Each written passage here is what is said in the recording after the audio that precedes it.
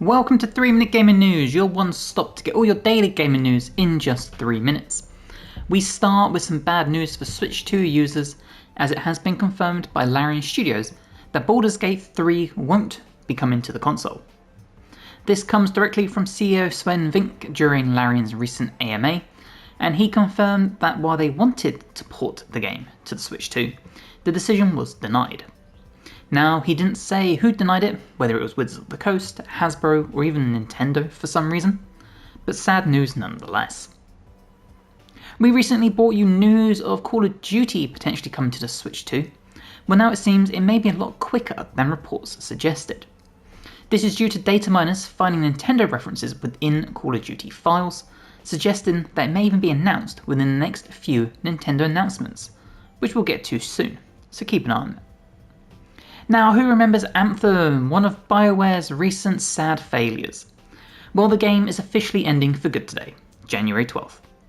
Now, I never played this game, but it looked so good when it was first revealed, but sadly the BioWare magic we've heard so much about during the developments of their game couldn't save this one on launch. Are you still playing Anthem? If so, let me know below. I'd love to know how many people are still playing this. And finally, back to Nintendo, as apparently Nintendo Direct could be happening soon. Well, rumours are afloat that the first Direct of 2026 is happening February 10th, which Nintendo does have a track record of holding events in February. Maybe the Call of Duty announcement. Welcome to 3 Minute Gaming News, your one stop to get all your daily gaming news in just 3 minutes. This month's new PlayStation Plus games have been leaked. Coming to the service for extra and premium members are Resident Evil Village, Like a Dragon Infinite Wealth, A Quiet Place The Road Ahead, The Exit 8, Art of Rally, and Expeditions, a Mud Runner game. These will apparently be added on 20th of January. Now, do you remember Ballad of Antara, the PS5 exclusive game that was revealed in 2024 during one of PlayStation's State of Plays? Later on in the year, gameplay was also shown. However, it now seems that the game has been cancelled. This does come after news that developers, Tipworks, had a major restructuring at the hands of their owners, Paper Games, which saw the company have their 120 staff members cut to just 20. Might explain why the game is now not coming out. The Animal Crossing 3.0 update that we've spoken about a few times on this channel is now live for Switch users to download, a day early. So if you've been looking for a reason to get back to your island, or even visit Tom Nook, now might be the perfect time. And finally, thanks to the ongoing court case regarding Rockstar Games firing multiple people, we now have our first piece of information regarding GTA 6's multiplayer mode, something that hasn't been spoken about so far. Court documents have revealed that the multiplayer mode will support 32 players, meaning even more chaos can now ensue. Welcome to 3 Minute Gaming News, your one stop to get all your daily gaming news in just 3 minutes. Hollow Knight Silksong is coming to the Switch 2 in 2026. Confirmed by Team Cherry, the Switch 2 version of the game will come with performance updates such as higher frame rates, options for higher resolutions, and other graphical updates. Now, there isn't a release date for this yet, but we do know that both this and the Silksong expansion, Sea of Sorrow, are both due out in 2026, so wouldn't be surprised to see these drop around a similar time to each other. Phasmophobia has received its winter update. Known as the Winter Jest update, the game now has 3 new ghosts added. Now, I might butcher these names, so bear with me, but they are the Obama Bow, the Galu, and the Dayan. There's more stuff added to the game besides just these new ghosts as well. Players can get a Krampus ghost model, new community goals have been launched, and some of the maps will have a holiday theme to them. So you can get your hands on this update now, in time for Christmas. Now I want to throw your mind back to 2020 and Ark 2, the game that was first revealed back in 2020, has been delayed again. Now originally this was due out in 2023, the game has been pushed back to 2028. So do we have another Elder Scrolls 6 on our hands here? You might remember the reveal of this game as the trailer showed Vin Diesel facing off with dinosaurs. So while this is still in development, the developers are still working on Ark Survival Ascended with a full roadmap of content available until 2027 you can view online. And finally, Aspyr, the developers behind the Switch port of the 2013 Tomb Raider game, have said that due to the positive response it has received, they may consider bringing the other two parts of the game's trilogy to the Switch as well. Personally, I feel like this is probably something that will happen. Tomb Raider seems to be on the up at the moment with new games coming soon, and it kind of seems like a good idea to allow players on handheld to finish the overarching storyline. Welcome to 3 Minute Gaming News, your one stop to get all your daily gaming news in just 3 minutes. Let's start with PlayStation Plus, as the free games for subscribers for January have been confirmed. Coming for players to download and keep for as long as they have an active subscription is Need for Speed Unbound, Disney Epic Mickey Rebrushed, and Core Keeper. These will be available January 6th. We have two pieces of CD Projekt Red news, so let's start with the fact that the company has sold its gaming storefront, GOG.com. Now I'm a huge fan of GOG, and the platform has now been sold to the co-founder and major shareholder, Michael Kisniewski. I'm sorry if I butchered your name. CD Projekt Red have said that the sale is to allow them to focus purely on making games, and that GOG will be in good hands. So, time will tell if we'll see some changes to the site. That leads us into rumours that this year we will see the release of a brand new Witcher 3 expansion in time to hype for The Witcher 4. Now, while none of this has been confirmed, this news does come from a trusted Polish source, and that it would be led by Fool's Theory, the studio who's also remaking The Witcher 1, which has been confirmed. So while no other official news about this is out there, and it is purely rumours, it'll be very interesting to see how true this turns out to be. Where Winds Meet has revealed a full content plan for this month. Beginning today, January 8th, the game will see a ton of new content added each week, which can be seen in this image here, uploaded on their official X account. Content being added are new bosses, changes to the solo world leveling, new story events, new regions, and a season end dash, whatever that could be. So if you're still enthralled in the game, as so many people are, you're going to be very happy over the course of the next month. And finally, we have some crazy news to bring you regarding the ability to jailbreak PS5 consoles, or at least that's what jailbreakers are hoping for. Now, you might recognise Star Wars Race of Revenge. However, did you know that Limited Run Games released a special physical copy of this PS2 game that had a less than 10,000 copies produced? Well, if this interests you, unfortunately the game is now selling for hundreds of dollars on the second-hand market, as jailbreakers have discovered the game has a decade-old bug. Now, this bug allows players to put code into the system through the Hall of Fame menu. Not something that was on my bingo card for 2026. Welcome to 3 Minute Gaming News, your one stop to get all your daily gaming news in just 3 minutes. Xbox is getting a small army of Japanese titles dropping on the console between now and March. Coming for Xbox players to enjoy are Final Fantasy VII Remake Intergrade, Code Vein 2, Dragon Quest VII Reimagined, My Hero Academia All's Justice, Romeo is a Dead Man, Yakuza Kiwami 3 and Dead Ties, Rune Factory Guardians of Azuma, No Sleep for Kaname Date from AI, The Cenarian Files, Tales of Berseria Remastered, Fatal Frame 2 Remake, Monster Hunter Stories 3 Twisted Reflection, Dynasty Warriors 3 Complete Edition Remastered. So if you're an Xbox JRPG fan, or enjoy the games Japanese companies produce, you're going to be eating good over the next few months. Now, talking of Monster Hunter, is Monster Hunter Wilds coming to the Switch 2? Well, data miners have discovered a lot of references to the Switch 2 console within the latest PC update, which includes references to wireless multiplayer. Not only this, but rumours also claim that the graphics presets were discovered, meaning the game would run at 30 FPS. Now, no official news of a Switch 2 port is out, but the evidence looks pretty strong that we'll see one at some point. Back to Xbox now, unfortunately, they have suffered its worst ever year for console sales over here in the United Kingdom. According to reports, for 2025, Xbox console sales were down by 39%, compared to the PS5, which was only down by 12%. And finally, let's move our attention to Silent Hill. Series producer Motoi Akamoto, I'm so sorry for butchering your name, said that the company is aiming to release a new Silent Hill title every year, with the plan to be both announced and unannounced titles. Now, this isn't set in stone, as he would later state that they are unsure if this is even achievable, but they want to keep the buzz around Silent Hill consistent. So how would you feel about a new Silent Hill game every year? And if you play Silent Hill F, what did you think? Welcome to 3 Minute Gaming News, your one stop to get all your daily gaming news in just 3 minutes.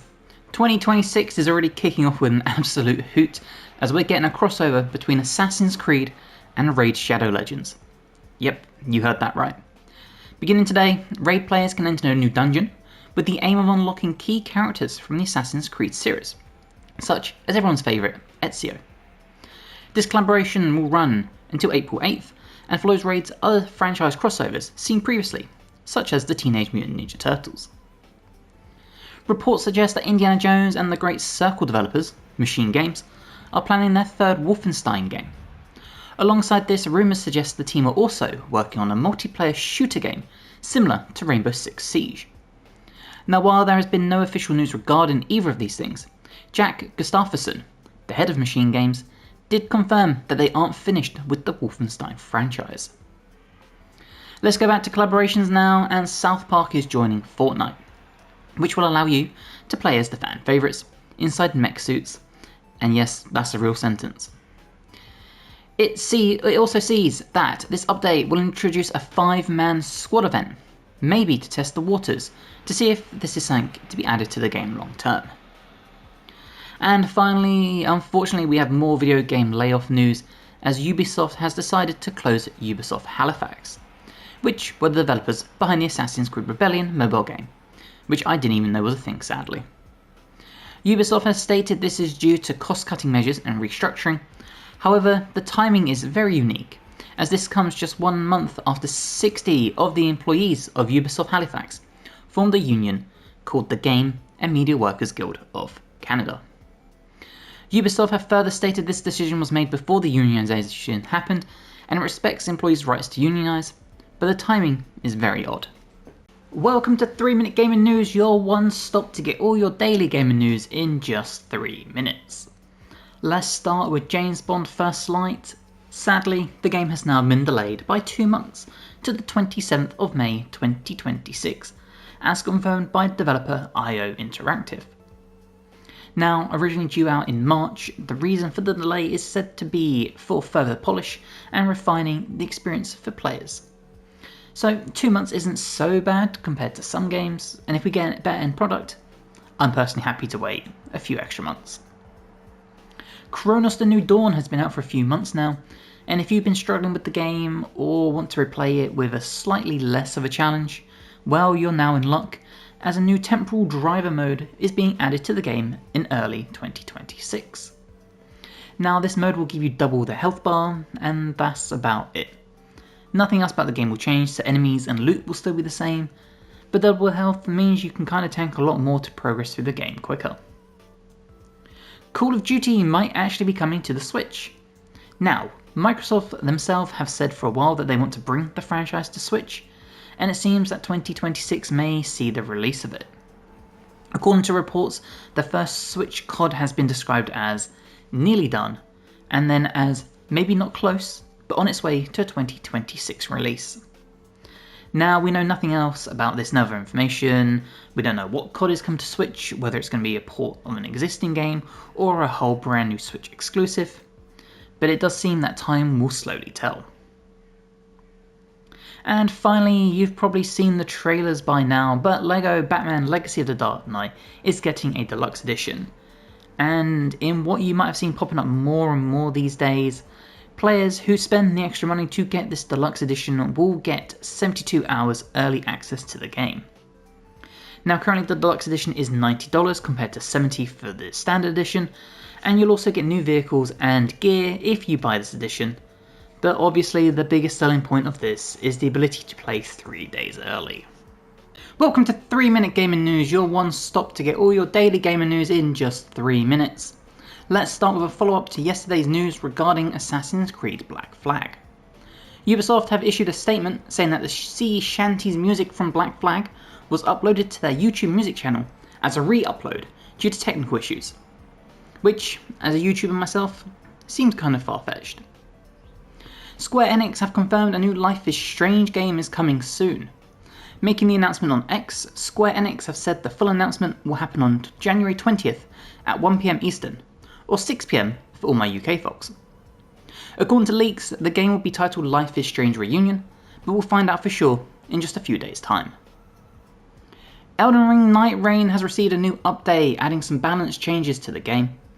This update buffs the characters Guardian, Raider, Revenant and Executor. Guardian now has a damage negation buff and an increased guard boost. Raider now has faster attacks. Revenant has more attack power, and Executor has got an increased attack power, guard boost, stagger damage, and reduced stamina reduction when using his Cursed Sword ability. The update has also brought balance fixes to equipment, relics, and spells. So if you're looking for a reason to jump back in to Night Rain post DLC, this might be the one. And finally, we brought you news of the Resident Evil Requiem showcase, and now that it's finally happened, we have more details about the game. Now, the gameplay between Grace and Leon will be very different. Grace Ashcroft has been described as more horror-focused, similar to Resident Evil 2 or 7, while playing as returning hero Leon S. Kennedy will be more action-focused, much like Resident Evil 4. It seems players will not have a choice as to who they play as certain parts of the story are meant for one or the other. We now know Grace has the ability to craft weapons using blood, and will have a gun known as Requiem, which will have limited ammo so players can't just rely on it. Welcome to 3 Minute Gaming News, your one stop to get all your daily gaming news in just 3 minutes. Has more evidence that Ubisoft is bringing back Assassin's Creed Black Flag Mounted? Well, Ubisoft's music YouTube channel, which is a thing I never knew existed until now, has uploaded a collection of sailing music. This just piles onto all the other rumours about a Black Flag remake existing, which we've spoken about on the channel before, such as the financial reports. Arc Raiders has received another update to nerf 2 of the weapons within the game, these being the Trigger Nade and Kettle. The Trigger Nade has been nerfed as it was the most used grenade in PvP, while the Kettle has had its maximum fire rate reduced from 600 to 450. The developers have said this is due to it only being reachable by players who were cheating in the game, giving them more of an advantage. According to reports, the God of War live series that will be on Amazon has found its Kratos, with that being Ryan Hurst. Now, eagle-eyed people will know Ryan Hurst from being the voice actor of Thor in God of War Ragnarok. It's going to be interesting to see how God of War plays out on the TV, seeing Kratos take on the Norse gods, but I'm looking forward to when we finally see it. And finally, the Steam Machine. Now, the price of the Steam Machine has been hotly debated since Linus Tech Tips videoed on it, but thanks to a Czech retailer listing online which had prices in its source code, we might have the cost of the device. According to the site, there are 2 versions of the Steam Machine, a 512GB and a 2TB machine. Now, after doing price conversions, it appears the 512GB machine will cost in the region of $800, but a 2TB will be somewhere in the region of $900 to $1,000. Now, none of this is confirmed by Steam or Valve, and these numbers have been worked out online by reporters converting the numbers from Czech to US, but it's food for thought. Welcome to 3 Minute Gaming News, your one stop to get all your daily gaming news in just 3 minutes. Obsidian's Avowed RPG is finally making its way to PlayStation this February, arriving on February 17th, just 1 day before the 1-year anniversary of its release. PlayStation players will be able to jump into the Pillars of Eternity based game, coinciding with the release of an Anniversary Edition for all platforms. This Anniversary Edition will include a new game plus, a photo mode, a reset to level 1, 3 new playable races, a new weapon type, and more. Nintendo has added Fire Emblem Path of Radiance to the Switch 2's GameCube Classics library. This is available for all Nintendo Switch Online plus expansion pack subscribers, and arrives in time for the next Fire Emblem game called Fortune's Weave, which arrives later this year. Larian Studios did their Ask Me Anything, and they have confirmed that their latest Divinity game, which was announced at the Game Awards, will have co-op available from launch. Now, we don't know if this is just local co-op or online, as details are sparse, but it's some good news. To go alongside this, Larian have also stated that they will consider a Switch 2 version of the game, but that was it. There was no mention of how possible they think it will be or anything, but it is a little glimmer of hope for all us Nintendo fans. And finally, the rumoured Witcher 3 DLC, supposedly arriving this year, will apparently take players to Zerrikana, which I've probably butchered that pronunciation. But this is only if further rumours are to be believed. Now, this is an area above where the base game takes place, and is briefly mentioned in the game at the end of the Ghost of the Past quest. However, with no confirmation of a DLC, or this new piece of news, I'd still take all of this with a grain of salt. 3-minute gaming news, your one stop to get all your daily gaming news in just 3 minutes. Let's start with Batman, or what would have been Batman. More information about the cancelled Monolith Productions Batman game, and yes, that's how old this game would have been discovered. A few details have been revealed over the years, but recent information discovered suggests that the game would have been styled after the Dark Knight movies, including using some of the soundtrack by Hans Zimmerman. So while this cancelled game never saw the light of day, parts of it were used to help create the Shadow of Mordor game. So not all was lost. This week we'll see a Resident Evil Requiem showcase as announced by Capcom. Starting at 5 PM Eastern, or 10 PM GMT for my fellow Brits, on Thursday the 15th of January. Now, Capcom have stated the showcase will last about 12 minutes and feature gameplay as well as news for the game, so don't miss this. The Switch 2 console has just received a firmware update to add more stability to the console, so while this doesn't seem major, it's probably worth installing ASAP. And finally, let's move our attention to Fable. It's been reported that Fable is expected to launch on PS5 at the same time as the Xbox and PC version. This has been due to the studio apparently targeting the PS5 console for a while. However, this isn't confirmed, and since Playground Games is owned by Microsoft, and the other game they are developing, Forza Horizon 6, has been confirmed to come to PS5, but at a later date to the Xbox version, it might be worth taking this with a grain of salt until the developers say something. Welcome to 3-Minute Gaming News, your one stop to get all your daily gaming news in just 3 minutes. New games have been added to Xbox Game Pass, while a few will be leaving. So, leaving the service shortly is Neon White, Road 96, The Grinch Christmas Adventures, The Ascent, and Flintlock. So make sure you play these while you can. The two new games that have dropped on the service, however, are Little Nightmares Enhanced Edition and Brews and Bastards. So, if you need something to play, maybe either of these will take your fancy. Now, Sony is looking to create a Ghost player, but what does that just mean? Well, they have patented an idea of having an AI version of the player, which would be able to complete a section of a level, help you with a puzzle, or entirely complete the level if you're stuck. Dubbing this a Ghost player, the idea would be for the game to use AI to control the character to show the player how to do something before allowing the player to take back over, or just controlling the character, completing what needs to be done, and then giving control back to the player. So with AI being such a dividing topic between people, what are your thoughts on this? In sad news, the co-founder of Sega, one of the key names in Japan's arcade scene, has died. David Rosen, who sadly passed away at the age of 95, was a key figure in importing early arcade machines into Japan, before merging his company into what would become Sega Enterprises, which, as we all know, would go on to make some of the best video games we all love. And finally, Rainbow Six Siege has once again been hacked, just after a hack happened over the festive period.